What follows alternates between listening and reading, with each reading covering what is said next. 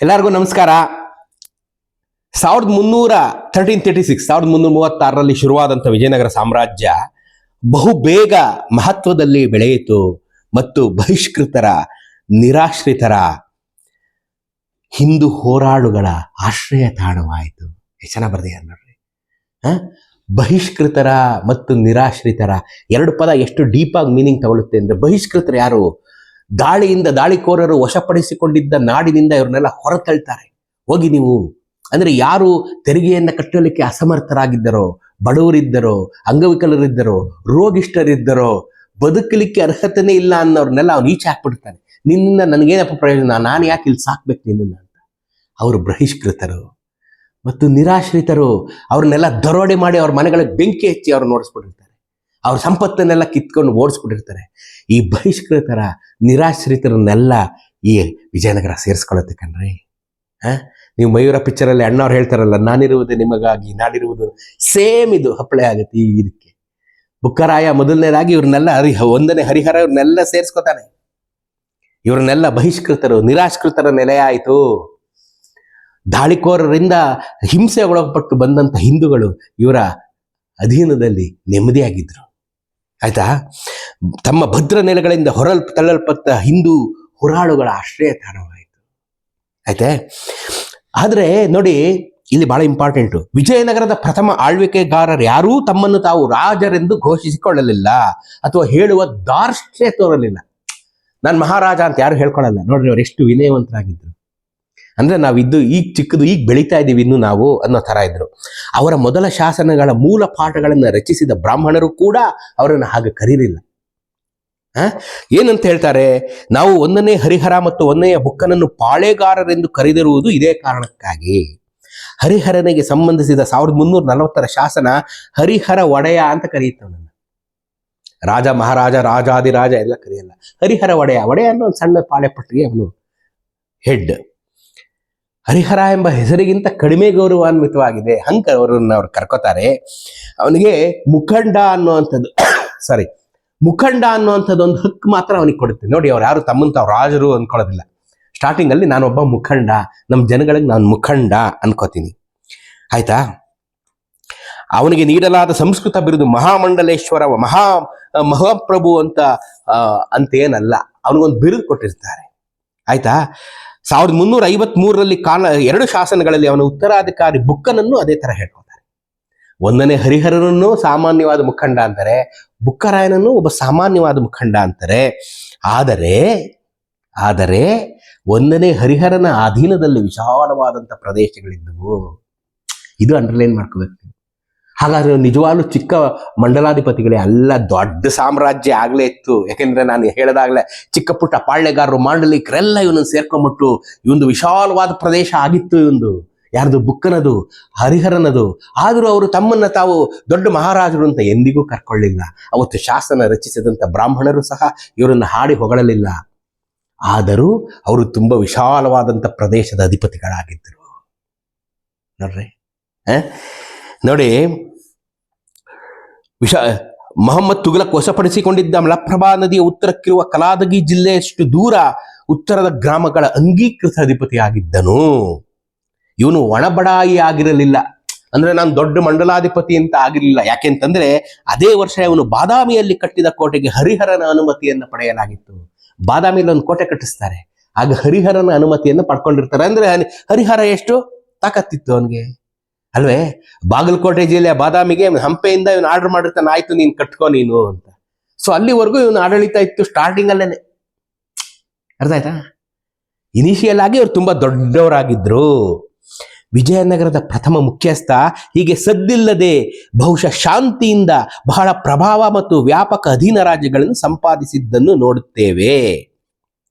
ಇವುಗಳು ಎಷ್ಟು ಶೀಘ್ರವಾಗಿ ಬೆಳೆದವೆಂದರೆ, ಬುಕ್ಕನ ಉತ್ತರಾಧಿಕಾರಿಯಾದ 2ನೇ ಹರಿಹರ ತನ್ನನ್ನು ತಾನು ರಾಜಾದಿರಾಜ ಅಥವಾ ಸಾಮ್ರಾಟ ಅಂತ ಕರ್ಕೊಳ್ತಾರೆ. ಒಂದೇ ಜನರೇಷನ್ಗೆ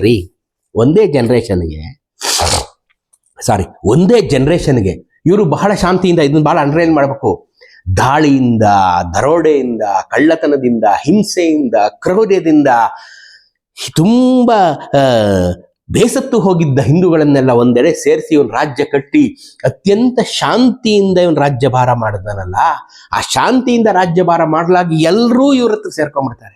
ಇವ್ರ ಹತ್ರ ಇದ್ರೆ ನಾವು ನೆಮ್ಮದಿಯಾಗಿರ್ತೀವಿ, ವಿಜಯನಗರದ ಅಡಿಯಲ್ಲಿ ನಾವು ನೆಮ್ಮದಿಯಾಗಿರ್ತೀವಿ ಅಂತ ಸೇರ್ಕೊಂಡ್ಬಿಟ್ಟು ಎಷ್ಟು ದೊಡ್ಡ ಪ್ರದೇಶ ಆಗೋಗುತ್ತೆ ವಿಜಯನಗರ ಅಂತಂದ್ರೆ, ಬುಕ್ಕನ ಉತ್ತರಾಧಿಕಾರಿಯಾದ ಎರಡನೇ ಹರಿಹರ, ಅವನ ಮಗ ಎರಡನೇ ಹರಿಹರ ತನ್ನನ್ನು ತಾನು ಸಾಮ್ರಾಟ ಅಂತ ಕರ್ಕೊಳ್ತಾನೆ. ಯಾಕೆಂದ್ರೆ ಅಷ್ಟು ದೊಡ್ಡದಾಗಿ ವಿಜಯನಗರ ಸಾಮ್ರಾಜ್ಯ ಒಂದೇ ಒಂದು ತಲೆಮಾರಿಗೆ ಬೆಳೆದ್ಬಿಡುತ್ತೆ. ಒಂದೇ ತಲೆ ಹಕ್ಕ ಬುಕ್ಕ ಇಬ್ರು ಮುಗಿಸಿ ಎರಡನೇ ಹರಿಹರ ಬರೋ ಅಷ್ಟೊತ್ತಿಗೆ ಅವನು ಸಾಮ್ರಾಜ್ಯಾಧಿಪತಿ ಆಗೋಗಿರ್ತಾನೆ. ಆಯ್ತಾ, ನೋಡಿದ್ರ? ಈಗ ಹಕ್ಕ ಬುಕ್ಕರದಾಯ್ತು, ಎರಡನೇ ಹರಿಹರಂದಾಯ್ತು.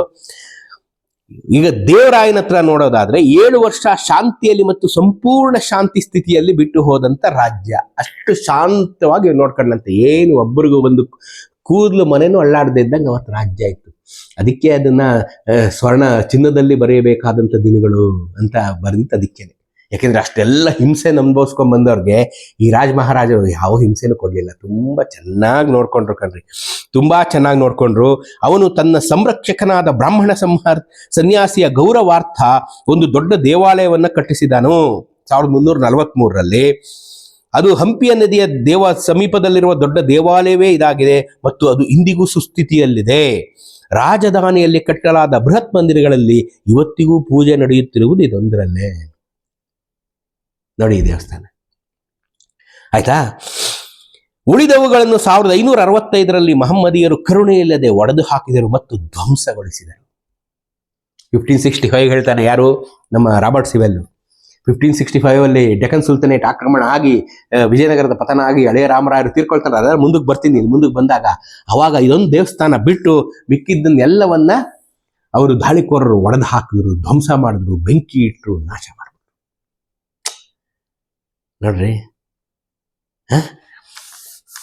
ಇಷ್ಟೆಲ್ಲ ಆದ್ರೂ ಅವನು ಶಾಂತಿಯಿಂದ ಆಳಿದ ಬಗೆಗಾದ್ರೂ ಅದಕ್ಕೆ ಒಂದು ವಿರುದ್ಧವಾದಂಥ ಒಂದು ಶಾಸನ ಇದೆ. ಏನು, 1356ರಲ್ಲಿ ದತ್ತಿಯೊಂದು ದಾಖಲಿಸುವ 2ನೇ ಸಂಗಮನ ಶಾಸನವೊಂದು 1ನೇ ಹರಿಹರನು ಸುಲ್ತಾನನನ್ನು ಸೋಲಿಸಿದ ಅಂತ ಇದೆ.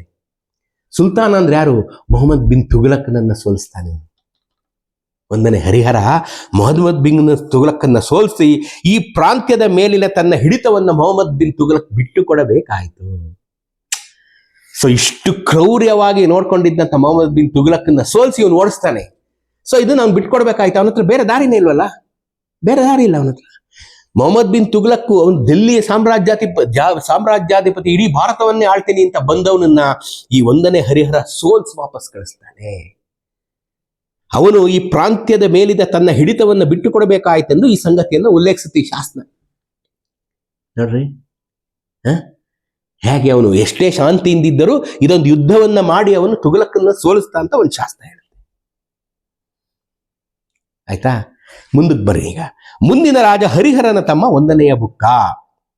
ಇವನು 37 ವರ್ಷ ರಾಜ್ಯಭಾರ ಮಾಡಿದ. 1ನೆಯ ಬುಕ್ಕರಾಯ 37 ವರ್ಷ ರಾಜ್ಯ ಮಾಡಿ ಒರಿಯಾ ಅಂತಾರಲ್ಲ, ಒರಿಯಾ ಸೇರಿದಂತೆ ದಕ್ಷಿಣದ ಎಲ್ಲ ರಾಜ್ಯಗಳನ್ನ ಗೆದ್ದುಕೊಂಡ 1ನೇ ಬುಕ್ಕರಾಯ. ಮಹಾನ್ ಪರಾಕ್ರಮಶಾಲಿ. ಒರಿಸ್ಸಾ ಸೇರಿದಂತೆ ಎಲ್ಲ ರಾಜ್ಯಗಳನ್ನ, ದಕ್ಷಿಣದ ರಾಜ್ಯಗಳನ್ನ ಗೆದ್ದುಕೊಂಡ. ಶಸ್ತ್ರಾಸ್ತ್ರ ಬಲದಿಂದ ಗೆಲ್ಲುವುದಕ್ಕೆ ಮಹತ್ವ ಕೊಡ್ಲಿಲ್ಲ. ಇದು ಅದನ್ನ ಹೇಳಕ್ ಬಂದಿರೋದಿಲ್ಲ. ಶಸ್ತ್ರಾಸ್ತ್ರಗಳಿಂದ ಅಲ್ಲ ಇವನು ಗೆದ್ದಿದ್ದು, ದಾಳಿಕೋರರ ಕ್ರೂರ ದಬ್ಬಾಳಿಕೆಯಿಂದ ಮಿಗಿಲು ಕಣಪ್ಪ. ನಾವೆಲ್ಲ ಹೋಗಿ ಬುಕ್ಕರಾಯನ ಸೇರ್ಕೊಂಡ್ಬಿಡೋಣ ಅಂತ ಇವರೇ ವಾಲಂಟರಿ ಆಗಿ ತಮ್ಮ ರಾಜ್ಯವನ್ನ ಬುಕ್ಕರಾಯನಿಗೆ ಒಪ್ಪಿಸ್ಬಿಟ್ರು ಇಡೀ ದಕ್ಷಿಣ ಭಾರತದ ರಾಜರು. ಅರ್ಥ ಆಯ್ತಾ? ಇಡೀ ದಕ್ಷಿಣ ಭಾರತದ ರಾಜರು ಆ ದಾಳಿಕೋರರ ಕೆಳಗೆ ಹೋರಾಡಿ ಆ ಕ್ರೌರ್ಯಕ್ಕೆ ಸಿಗಾಕೊಳ್ಳೋಕ್ಕಿಂತ ಇವನು ನಮ್ಗೆ ಕಾಪಾಡಕ್ ಬಂದಿರೋ ಅಂಥವ್ನು, ಇವನು ದೇವರಂಥವನು, ಇವನ್ ಜೊತೆ ಸೇರ್ಕೊಂಡ್ಬಿಡೋಣ ಅಂತ ಹೇಳಿ ಎಲ್ಲ ವಾಲಂಟಿಯರ್ ಆಗಿ ಹೆಚ್ಚಿಗೆ ಯಾವುದೋ ಶ್ರಮನೇ ಇಲ್ಲದೆ ಸೇರ್ಕೊಂಡ್ಬಿಟ್ರು. ಅನ್ಕಂಡೀಷನಲ್ ಆಗಿ ಆಯ್ತಪ್ಪ ನಾವು ನಿಮ್ ಜೊತೆ ಇರ್ತೀವಿ, ನೀ ಏನ್ ಬೇಕಾದ್ರೆ ಮಾಡ್ಕೊ ಅಂತ, ಎಲ್ಲ ನಿನಗೆ ಕಪ್ಪು ಕಾಣಿಕೆಗಳನ್ನು ಕೊಡ್ತೀವಿ ಅಂತ. ಇಡೀ ದಕ್ಷಿಣ ಭಾರತವನ್ನೇ ವಿಜಯನಗರದ ಸ್ಟಾರ್ಟಿಂಗ್ ಅಲ್ಲೇ ಗೆದ್ಕೊಂಡ್ಬಿಟ್ರಿ ಇವರು 1ನೇ ಬುಕ್ಕರಾಯನ ಕಾಲದಲ್ಲೇ. ನೋಡ್ರಿ, 1380ಕ್ಕೆ ಇವನ ಮರಣ ಸಂಭವಿಸಿತು. 1380ರಲ್ಲಿ 1ನೇ ಬುಕ್ಕರಾಯ ತೀರ್ಕೊಳ್ತಾನೆ. ಆದರೆ ತಾಮ್ರ ಪಟಗಳ ಮೇಲಿನ ಶಾಸನ ನಮ್ಗೆ ಇನ್ನೊಂದು ಕಥೆ ಹೇಳ್ತಾರೆ. ಅದನ್ನ ನಮ್ಮ ಶ್ರೀ ಎಚ್ ಕೃಷ್ಣಮೂರ್ತಿ ಅವರು ಸಂಪಾದನೆ ಮಾಡಿದ್ದಾರೆ. ಅವರು ಏನ್ ಹೇಳ್ತಾರಪ್ಪ ಅಂತಂದ್ರೆ, ಒಂದನೇ ಬುಕ್ಕರಾಯ ಇದ್ನಲ್ಲ, ನಾನು ಆಗ್ಲೇ ನಿಮ್ಗೆ ಸಂಗಮ ವಂಶದ ವಂಶಾವಳಿ ನಿಮ್ಗೆ ಹೇಳಿದೆ ನೋಡಿ. ಸಂಗಮ ವಂಶದ ವಂಶಾವಳಿಯಲ್ಲಿ ನಿಮ್ಗೆ ಹೇಳಿದೆ. ಅದರಲ್ಲಿ ಸಂಗಮ ವಂಶದಲ್ಲಿ ಮೊದಲನೇ ವೈರೈಜ್ಯನ, ಒಂದನೇ ಹರಿಹರ, ಕಂಪ, ಒಂದನೇ ಬುಕ್ಕ, ಮಾರಪ್ಪ ಮತ್ತು ಮುದ್ದಪ್ಪ ಅಂತಿದ್ರಲ್ಲ. ಅದರಲ್ಲಿ ಒಂದನೇ ಹರಿಹರ ಆದ ತಕ್ಷಣ ಬುಕ್ಕರಾಯನಿಗೇನು ಯಾರು ಬೆಳ್ಳಿ ತಟ್ಟೆಯಲ್ಲಿ ಇಟ್ಬಿಟ್ಟು ತಗೊಳಪ್ಪ ನಿನಗೆ ಇದು ರಾಜಂದು ಕಿರೀಟ ಅಂತ ಕೊಡ್ಲಿಲ್ಲ. 5 ಜನ ಅಣ್ತಂದಿರಿದ್ರಲ್ಲಪ್ಪ, 5 ಜನನು ತಾಕತ್ವಾರಲ್ಲೇ ಇದ್ರು. 5 ಜನನು ತಾಕತ್ತವರೇನೆ. ನಾನ್ ರಾಜ ಆಗ್ತೀನಿ ಅಂದಾಗ ಅವರವರಲ್ಲೇ ಇವನು ಯುದ್ಧ ಮಾಡಿ ಗೆದ್ದವನು ಬುಕ್ಕರಾಯ ತಾನು ಈ ರಾಜ್ಯವನ್ನ ತಗೊಳ್ಳೋದಕ್ಕೆ ಪ್ರಬಲವಾದಂಥ ಪ್ರತಿಸ್ಪರ್ಧಿಯಾಗಿ ತನ್ನ ಸಮೀಪದ ಸ್ಪರ್ಧಿಗಳಾದಂಥ ತನ್ನ ತಮ್ಮಂದಿರನ್ನ ಸೋಲಿಸಿ ಈ ರಾಜ್ಯವನ್ನು ಅವನು ಇಟ್ಕೊಂಡ. ಅದನ್ನ ಬರೀತಾರೆ. ಏನಂತ, ಈ ಶ್ರೀ ಎಚ್ ಕೃಷ್ಣಮೂರ್ತಿ ಅವರು ಜಾಗರೂಕತೆಯಿಂದ ಈ ಶಾಸನವನ್ನು ಸಂಪಾದಿಸಿದ್ದಾರೆ. ಇದರ ಪ್ರಕಾರ ನಿಸ್ಸಂದೇಹವಾಗಿಯೂ ಯುದ್ಧಾತುರನಾಗಿದ್ದ ಬುಕ್ಕರಾಯ ಸಿಂಹಾಸನವನ್ನು ಆಕ್ರಮಿಸಿಕೊಂಡನೆಂದು ತೋರುತ್ತದೆ. ಆಯ್ತಾ? ಇದು ಯಾವ ಕಾಲದಲ್ಲಿ ಯಾವ ಸಿಂಹಾಸನದ ಆದೇಶ ಆಗ್ಬೇಕಾದ್ರು ಒಬ್ಬ ಕೆಳಗಿಳಿದು ಇನ್ನೊಬ್ಬ ಮೇಲೆತ್ತಬೇಕಾದ್ರೆ ಇಡೀ ಭೂಮಿನೇ ಹಿಂಗೆ ಅಲ್ಲಾಡೋದಂತೆ. ಹಂಗೆ ಒಬ್ಬ ಮೇಲಕ್ಕೆ ಅವ್ರ ಜನಗಳನ್ನು ಚೆನ್ನಾಗಿ ನೋಡ್ಕೊಂಡ್ರು ಅನ್ನೋದು ನಿಸ್ಸಂದೇಹ ಅನುಮಾನವೇ ಇಲ್ಲ, ಪೀರಿಯಡ್ ಅದು. ಆದರೆ ಅಧಿಕಾರವನ್ನು ವಹಿಸ್ಕೊಳ್ಬೇಕಾದ್ರೆ ಈ ತರ ಒಂದು ಶೇಕಿಂಗ್ ಪೀರಿಯಡ್ ಇದ್ದೇ ಇರುತ್ತೆ. ಆ ಶೇಕಿಂಗ್ ಪೀರಿಯಡ್ ಇಲ್ಲಿ ಹಕ್ಕನಿಂದ ಬುಕ್ಕನಿಗೆ ಬರಬೇಕಾದ್ರೆ ಆಗಿದೆ. ಸಂಗಮ ಎಂದು ಹೆಸರಿದ್ದ ಒಂದನೆಯ ಹರಿಹರನ ತಂದೆಗೆ, ಸಂಗಮ ಅಲ್ವನ ಹೆಸರು, ಹಕ್ಕ ಬುಕ್ಕರ ತಂದೆ ಹೆಸರು ಸಂಗಮ, 5 ಪುತ್ರರಿಬ್ಬದೆಂದು ಅದು ದೃಢವಾಗಿ ಹೇಳುತ್ತದೆ. ಹರಿಹರನೇ ಎಲ್ಲಕ್ಕೂ ಹಿರಿಯನು. ಸೊ ಅವನೇ ಮೊದಲು ಶುರು ಮಾಡಿದವನು. ಹರಿಹರನೇ ಎಲ್ಲಕ್ಕೂ ಹಿರಿಯ, ಕಂಪ ನಡುವಿನವನು, ಬುಕ್ಕ 3ನೇವನು. ಹರಿಹರನ ನಂತರ ಯಾರು ಅಧಿಕಾರಕ್ಕೆ ಬರುವರೆಂಬುದನ್ನು ನಾವು ತಿಳಿಬಯಸ್ತೇವೆ. 1354 ಎಂದು ಕಾಲ ನಿರ್ಣಯಿತವಾದ ಬುಕ್ಕನ ಶಾಸನ ಹೊಂದಿದೆ. ಅದು ಮತ್ತು 1356ರಲ್ಲಿ ನೆಲ್ಲೂರು ಶಾಸನ ಹೊಂದಿದೆ. ಅದು ಏನು ಹೇಳುತ್ತಪ್ಪ ಅಂತಂದ್ರೆ, ಕಂಪನ ಮಗ ಅದೇನು ಹೇಳುತ್ತಪ್ಪ ಅಂತಂದ್ರೆ, ಕಂಪ ಹರಿಹರನ ನಂತರ ಅಧಿಕಾರಕ್ಕೆ ಬಂದ ಅಂತ ಹೇಳ್ತಾನೆ. ಕಂಪನ ಮಗ 2ನೇ ಸಂಗಮ ತನ್ನ ತಂದೆಯ ನಂತರ ಅಧಿಕಾರಕ್ಕೆ ಬಂದ. ಮೇ 3, 1356ರಲ್ಲಿ ಬ್ರಾಹ್ಮಣನಿಗೆ ನೆಲ್ಲೂರು ಜಿಲ್ಲೆಯ ಗ್ರಾಮವೊಂದನ್ನು ದಾನ ಮಾಡ್ದ ಅಂತ ಈ ಶಾಸ್ತ್ರ ಹೇಳುತ್ತೆ. ಆ ದಾನಕ್ಕಿಂತ ಸರಿಯಾಗಿ 1 ವರ್ಷ ಮುಂಚೆ ಸಂಗಮ ತನ್ನ ತಂದೆ ಕಂಪನ ನಂತರ ಅಧಿಕಾರಕ್ಕೆ ಬಂದನೆಂದು ಸೂಚಿಸುತ್ತದೆ.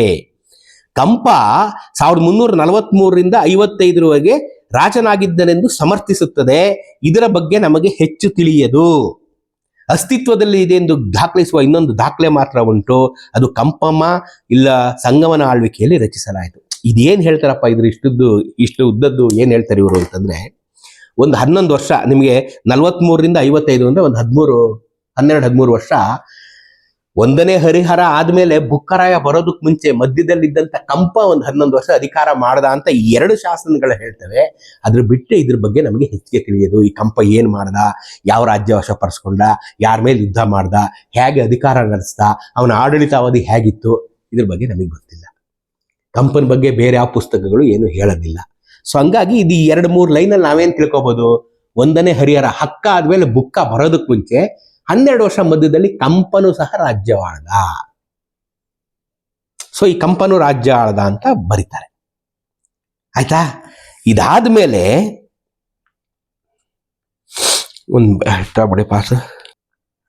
ಇನ್ನೂ ಒಂದಿದೆ ಇಲ್ಲಿ. ಏನಪ್ಪಾ ಅಂತಂದ್ರೆ, ಸಂಗಮನ ಆಳ್ವಿಕೆಯಲ್ಲಿ ರಚಿಸಲಾದ ಮತ್ತೊಂದು ಶ್ರೀ ಕೃಷ್ಣಶಾಸ್ತ್ರಿ ಮಾಧವೀಯ ಧಾತು ವೃತ್ತಿ ಮುದ್ರಾಂಕಿತ, ಅದ್ರ ಕಡೆಗೆ ನಮ್ಗೆ ಗಮನ ಸೆಳೀತಾರೆ.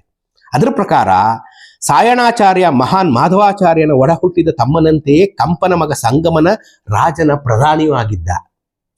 ಯಾರು? ಮಾಧವಾಚಾರ್ಯರ ಒಡ ಹುಟ್ಟಿದ ತಮ್ಮನಂತೆಯೇ ಅವರೊಬ್ಬರು ಸಾಯಣಾಚಾರ್ಯ ಅನ್ನೋರು, ಇವ್ರು ಕಂಪನಕ್ಕೆ ಪ್ರಧಾನಿಯಾಗಿದ್ರು.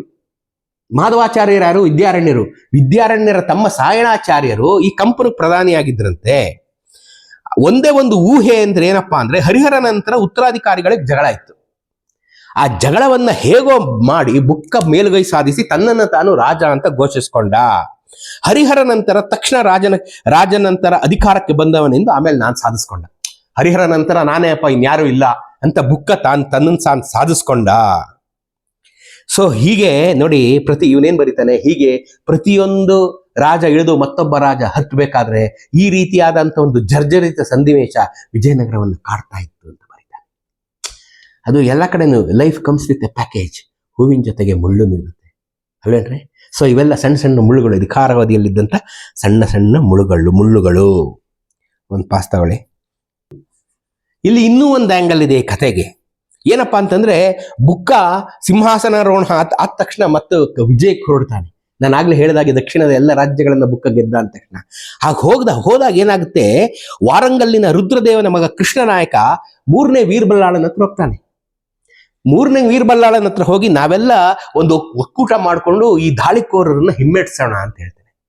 ಆದ್ರೆ 3ನೇ ವೀರಬಲ್ಲಾಳನೇ ವಿಜಯನಗರ ಸಾಮ್ರಾಜ್ಯದ ಸ್ಥಾಪಕ ಅಂತ ಈ ಫೆರಿಸ್ತಾ ಬರೀತಾನೆ. ಇದು ಸತ್ಯಕ್ಕೆ ದೂರವಾದುದು, ಆದ್ರೂ ಇವನು ರಾಬರ್ಟ್ಸ್ ವೇಲ್ ಇದನ್ನ ಮೆನ್ಷನ್ ಮಾಡಿರೋದು ನಾನು ಹೇಳ್ತೀನಿ.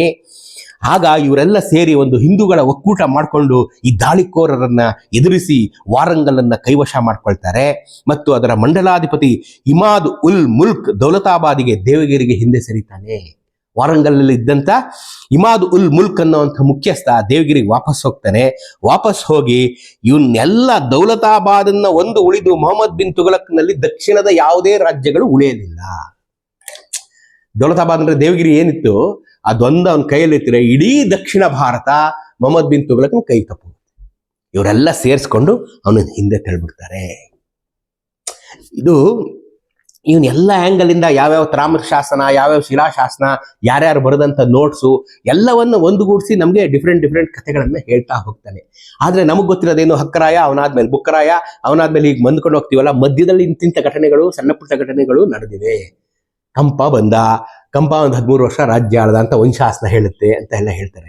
ಸೊ ಇದ್ರ ಮಧ್ಯ ಇವನು ಪ್ರತಾಪರುದ್ರದೇವನ ಮಗ ಕೃಷ್ಣನಾಯಕ 3ನೇ ವೀರಬಲ್ಲಾಳನ ಜೊತೆ ಸೇರಿ ಮೊಹಮ್ಮದ್ ಬಿನ್ ತುಘಲಕನ ಸೈನ್ಯಾಧಿಪತಿ ಮೇಲೆ ಯುದ್ಧ ಮಾಡಿ ವಾರಂಗಲನ್ನ ವಶಪಡಿಸಿಕೊಂಡು ಅವನನ್ನ ಹಿಂದಕ್ಕೆ ತಳ್ಳಿ ಮೊಹಮ್ಮದ್ ಬಿನ್ ತುಘಲಕನ ಕೈಯಲ್ಲಿ ದಕ್ಷಿಣದ ಯಾವುದೇ ಭಾಗವೂ ಇರದಂತೆ ನೋಡ್ಕೊಂಡ್ರು. ಅವನಿಗೆ ಬೇರೆ ವಿಧಿನೇ ಇರಲಿಲ್ಲ ಅಂತ ಬರೀತಾರೆ. ಅದಂತೂ ಸತ್ಯ ಅಲ್ವೇ? ಮಿಕ್ಕಿದ ಮುಂದೆ ನೋಡೋಣ.